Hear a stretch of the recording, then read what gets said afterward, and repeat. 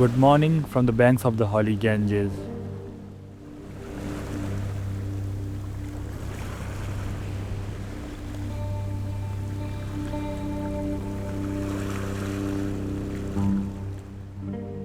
Well, you don't choose to come to Rishikesh.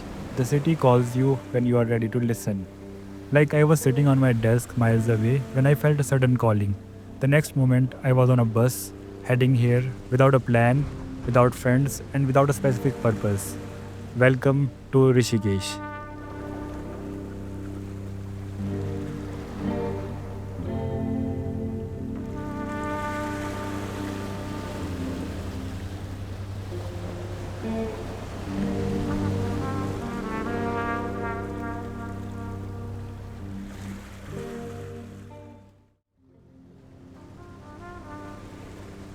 Our 20s are a strange, beautiful, and often volatile season. We finally get some freedom, but it comes with the heavy task of figuring out our entire lives. It's a phase of emotional breakdowns and constant questioning. In the noise of expectations, we sometimes forget the power of silence.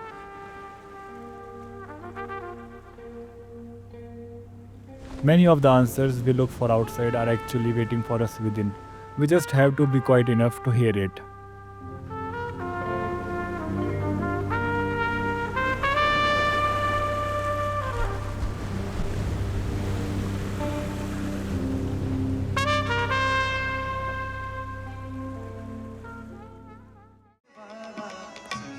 कर संकट हरना शिव कैलाशों के बसी धौली दानों के राजा शंकर संकट हरना ओ भोले बाबा Shankar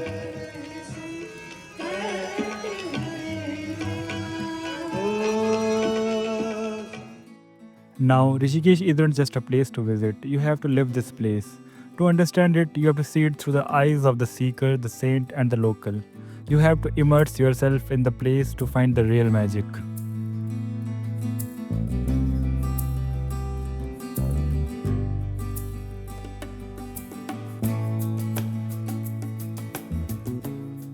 Again, you don't have to be religious to feel the energy of this place. The Ganges is for everyone. It doesn't care about our differences. If you sit by the water with respect and hope, something shifts inside you. The inner conflicts start to resolve and you feel filled with a strange kind of peace.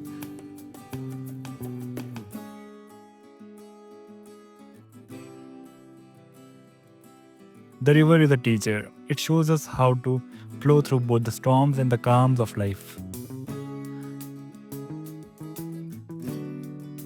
It reminds us to let go of the things that are already gone, trusting that whatever comes next will definitely be better.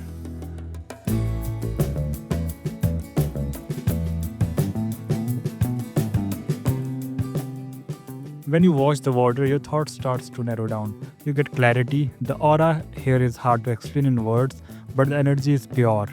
It can fix you even if you never felt broke.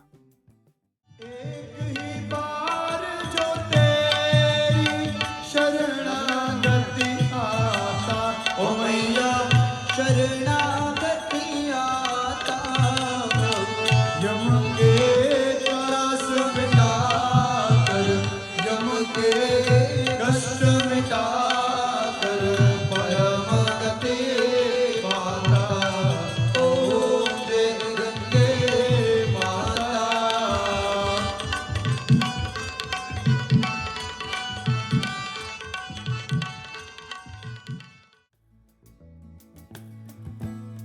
I've realized that the people here are either believer or seeker.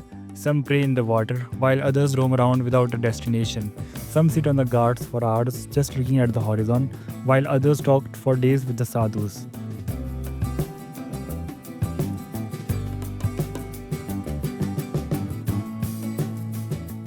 When life feels too heavy, I suggest going to the mountains. They have a way of showing you how small you and your problems are.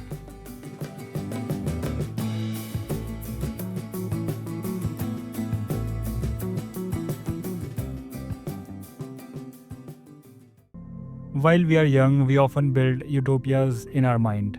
A perfect land like Shambhala. We imagine a parallel life where everything is perfect, and we suffer because our reality doesn't match the dream.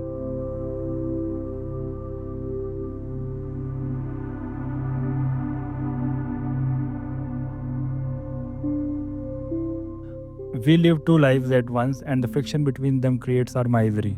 The solution is to accept your reality. If your imagination is hurting you, try to limit it for a while. Be practical. Not everything deserves your energy, not everything requires your reaction. Sometimes ignorance truly can be a bliss.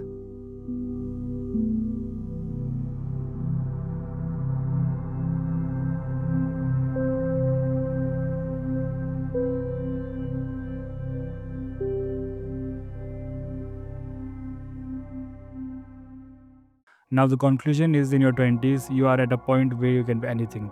The possibilities are infinite. Don't let the uncertainties make you anxious. Use it as a launchpad.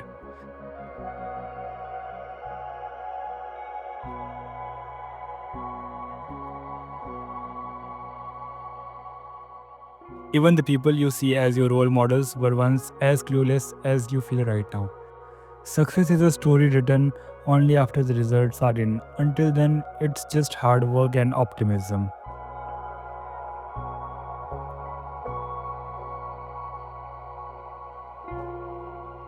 Don't rush, it's not very late. Start slow, figure out things one at a time. Little things make the big difference.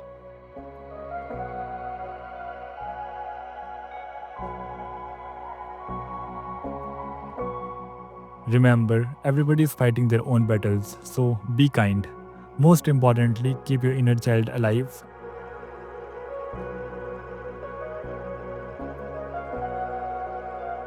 Experiment with your life, take the risk, because the truth is, you will never be this young again.